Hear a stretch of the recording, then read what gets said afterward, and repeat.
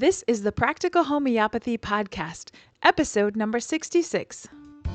Each day from my office, I get to see how homeopathy is transforming lives all over the globe, and I want to share them with you. Some of my students have really caught my eye. Some of you have done all you can to learn how to cure those around you using homeopathic medicines, and your successes inspire me.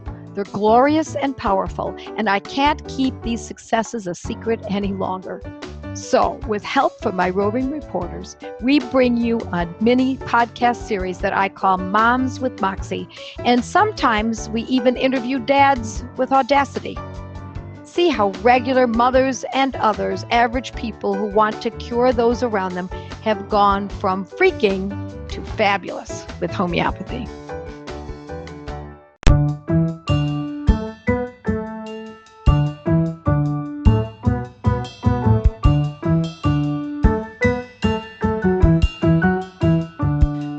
Welcome Rose to the podcast. Rose has some amazing experiences to share with us about how she's used homeopathy very successfully with her family. So welcome, Rose, to the podcast. Thanks, Kate. I'm glad to be able to just kind of share what I've gone through in my journey. Yeah, it sounds like you have a lot of incredible success stories with homeopathy, so I'm looking forward to hearing them. Let's start off first by getting a little sense for who you are, maybe where you live and your family, things like that. Okay, so we have 5 boys, and we've been homeschooling them for about 10, 12 years now. So I've been on a quest really since my oldest was born for health because he had a lot of issues, medically, anaphylaxis and things like that.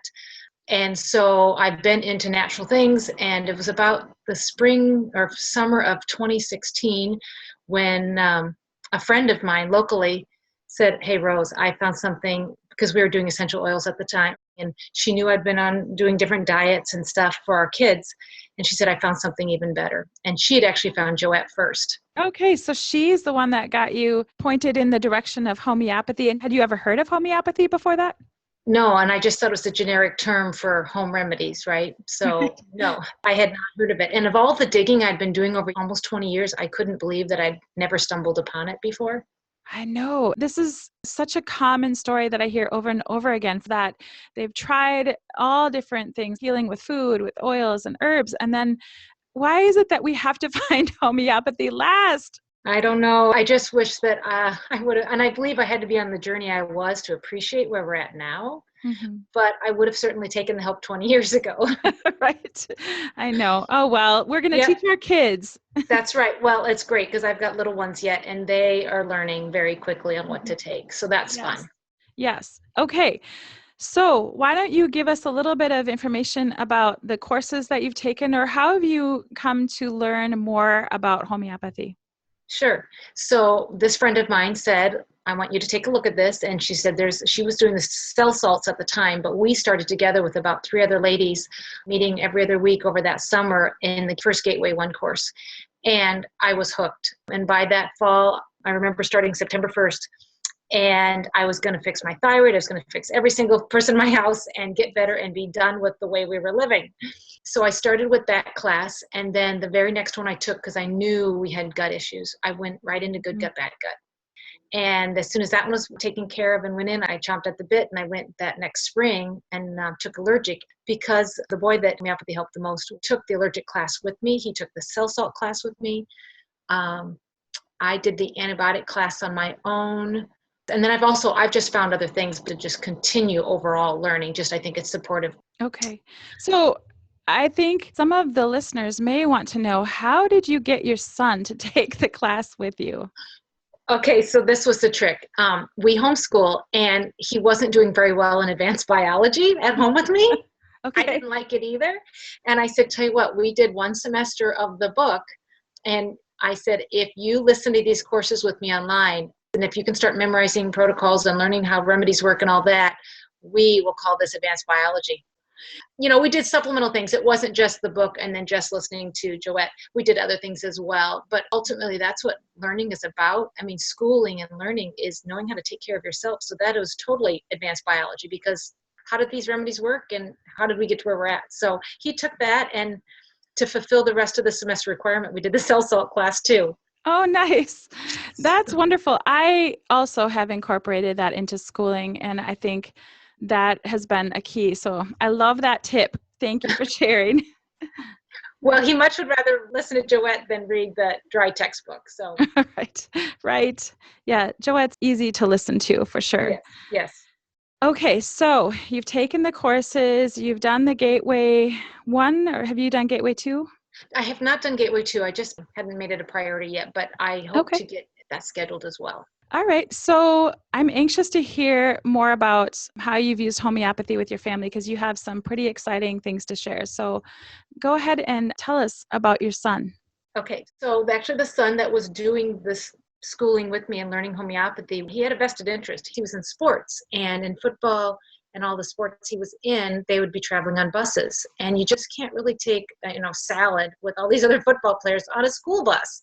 And he was, kind of teased. He was well respected on the team, but he was teased because of his sad little diet. And he had to just be so careful. He had so many issues. If he ate something wrong, he would just get so sick every time, and it was never worth it. But he so wanted to be a teenager, a normal teenager. Mm-hmm. So starting homeopathy that fall, after I took my intro course, we stayed on the diet, but we started on Bovista, for example, and some of the gut protocols for healing up the gut. And it took from September of that fall until March of the next spring. And I decided, after hearing Joette once say, how do you know if you can tolerate anymore without trying it? And we decided to go for it. After 6 months of being on some gut healing protocols, we tried real pizza outside of the house. It was full of gluten, full of dairy, full of, I'm just going to say, junk. And we all survived. And wow. It turned my husband's head, who said, whoa, you're ordering pizza? After years of not. Yeah. And so my son his head turned. He's like, okay, Mom, I didn't really get too sick. Now, again, we still were dealing with the acne and some other issues, but the fact that he didn't have significant issues after eating it that he would have had 6 months prior, it was miraculous. Wow. Yeah, that is life-changing. I want to step back just a minute. And when you say we're taking the protocols for gut issues, what you're saying is that those gut issues really manifested themselves in the forms of food allergies. Yes, he wasn't anaphylactic, but yes, he was definitely sensitive. So he had food intolerances such that we needed to address. Mm-hmm. Yeah, it was affecting his life. Totally affecting his life. And so our goal was to be able to eat college food on a college campus. That was our goal.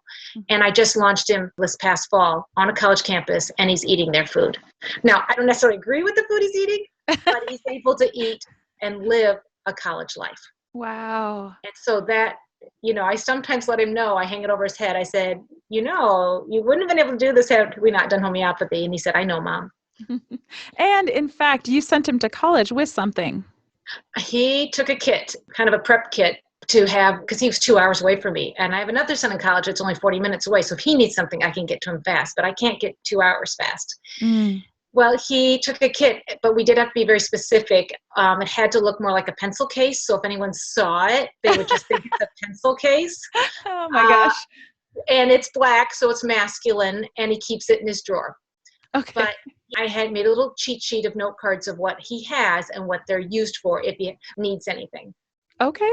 So how did you make that cheat sheet? Just you wrote it on a piece of paper? Did you laminate some cards or? I just took index cards and wrote them in ink and just tucked them right in there and told him what he had. And, I tried to walk him through it, but, he was a boy, college kid, thinking about heading off. He could care less what was in the kit, but he knew that if he needed to look something up, it was laid out for him. And he's been able to navigate this on his own. Yay. Yay. Now, when we were talking earlier, you told me that you didn't see the changes right away, that it did take some time. So just talk a little bit about that and tell me, how did you know when to try pizza? Well, we weren't actually seeing any change. After the 8 weeks, I hadn't seen any difference, and neither had he per se. But I was so new at it too. But the reason why we decided to go for it, I thought, well, we know what could happen. We just need to stay close to home, if we eat pizza and play it out over the next day or so. But after hearing Joette, one of the courses, I can't remember which one, I want to say Good Gut, Bad Gut, she had said, you just need to try it and you shouldn't have to stay living restricted life. And I thought, well, 6 months has been long enough. So I gave it a shot. All right. So I know you have some other things to share as well.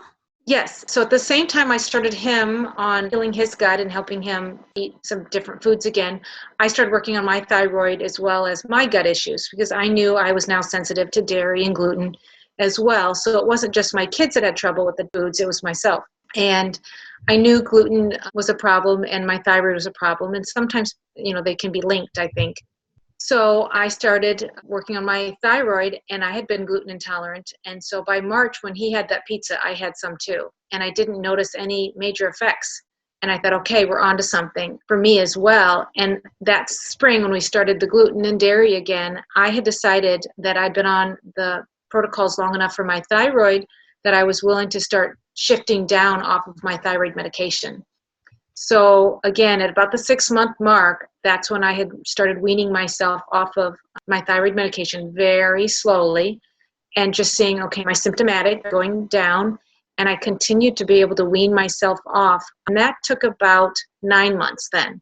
And I was able to get off all of my thyroid medications. Yay! Yay. Yes, very yay. But I still needed to go longer. I wasn't completely done yet, but I was definitely seeing improvement. So I just kept going and looking for my markers. All right. So are you still taking those protocols for your thyroid?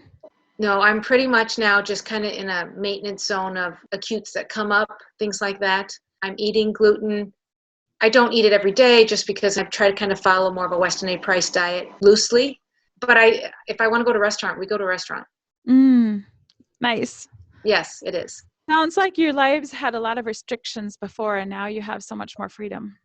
I was spending my days preparing so much of the food to work around eating traditional foods, or not traditional, but more like, how do I say it, today's standard foods. I didn't want to eat like that anyway, but there are conveniences to be able to just whip up something quickly. Mm-hmm. Or when you go to a family event or a birthday party. Yes, that's what's really freed me up because I was taking an entire meal for all 7 of us to any family event, and my boys hated it. And we were taking a big cooler just to eat at a family event, and they couldn't eat what their cousins were eating. And the first time we showed up to an event without a cooler, we turned heads. I bet. What did you do? And I started telling them, but then they just shut down. They really didn't want to know that I had done something different. Then it was almost misbelief, like, well, maybe you guys were never sick to begin with. Of course. Okay, so you're healing, your family members are healing. What other stories would you like to share with us?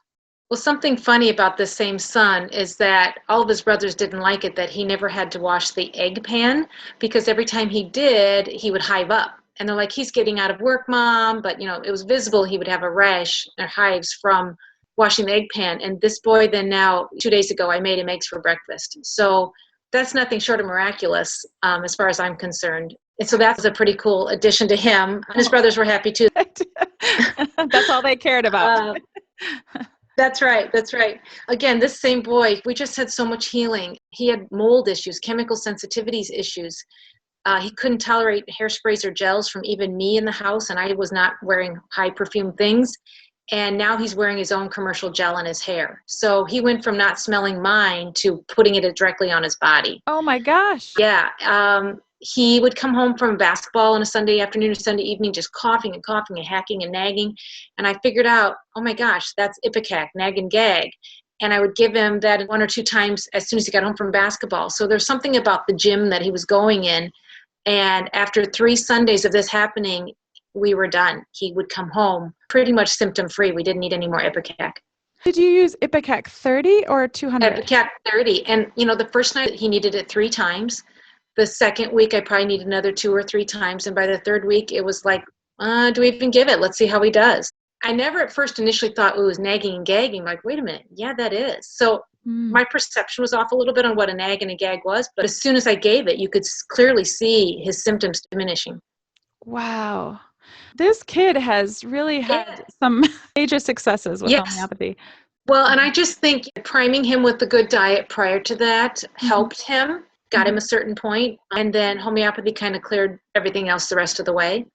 Yeah. And he's also had wisdom teeth under my care, and from the time he came home from the oral surgery, we did only homeopathy for his recovery. And so that was huge success as well, that we managed it all of his pain, his recovery completely with homeopathy. Wow. Good for you. I have a question that I wanted to ask you. How did you learn what protocols to use for your son who had all these allergies? Sure. So Joette's blogs and the student forum on Facebook was invaluable. And then there's a couple friends that I met that are from the same state as me. And she in particular had helped me in the middle of the night or whatever. I kept digging and digging and kept asking and kept trying to ask a different way. I wasn't giving up. I reached out to a lot of different people, and everyone, Joette's students, were just so helpful. And if they couldn't help, they said, well, I'll see if someone else does, or try this. And so the forums, the blogs, and the classes. And I had to re-listen to Good Gut, Bad Gut. I had to re-listen to Allergic. I didn't get it the first time. I just couldn't absorb it all at once. So as far as a student in learning, you can't stop. You just have to keep going. And you hear it once, and you might need to hear it again, and it clicks something else because new symptoms have arrived or something like that. Mm-hmm. So I would say it's even just words of encouragement. If you're just starting out, just be patient with yourself. And just don't give up. There's an answer. You just got to keep digging. Mm-hmm. Yeah, that's what I like to say too. There is an answer. Just keep searching for it. Yes, yeah. I agree. Some other just quick successes.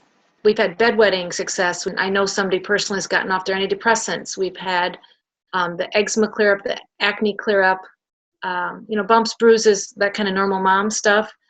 The more you use it, the better you get at it. And you've had injuries as well. Yes, we had one of the football player, again, got really hurt on the field, and we healed him up. Again, same boy. Homeopathy just really worked well with him. They told him he was going to be done for the season because of what happened to his shoulder, and they said, you're done. We got him back on the field 2 weeks sooner than the season over, and he, as a captain in his senior year, he got to play the last 2 games. Oh, that just gave me chills. Yeah. Because sport meant everything to this boy, and he was a captain. In fact, I kept giving him arnica on the field. He wouldn't go to the emergency room because he said, Mom, I'm a captain of this team, and I'm not leaving till my team leaves. And so we went to ER very late at night because he sat there, and I kept popping arnica to him, nonchalantly on the field. And most boys don't let their mamas come down on the field. And he did, but he was healed 2 weeks sooner than the doctors had even imagined. And again, that was all homeopathy. Okay, so I have to ask the question, did you use Arnica 200 or did you use a higher potency? On the field, I only had 200 with me, but after we got home and got him onto ER, we used 1M. And I believe I probably used Ruta as well, but I definitely was Arnica for the swelling and the pain. Okay, and you felt like that kept it under control? It's frequent dosing, yes. Okay. Yeah. Because he was in a lot of pain, but he's also strong and he handles pain pretty well too. Okay. People have different tolerance levels. Okay.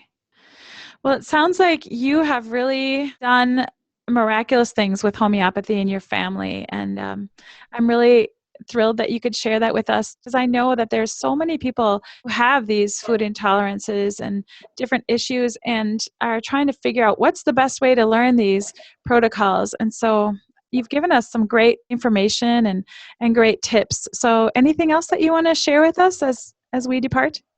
I don't think so. That it's just been great and it's been life-changing. It has been a game changer for my family, and we're moving forward and seeing how else we can improve our health. Well, thank you, Rose, for being with us today. It's been a pleasure meeting you. Yes, thanks so much, Kate. You just listened to a podcast from practicalhomeopathy.com, where nationally certified homeopath, public speaker, and author Joette Calabrese shares her passion for helping families stay strong through homeopathy. Joette's podcasts are available on iTunes, Google Play, Blueberry, Stitcher, and TuneIn Radio. Thank you for listening to this podcast with Joette Calabrese. To learn more and find out if homeopathy is a good fit in your health strategy, visit practicalhomeopathy.com.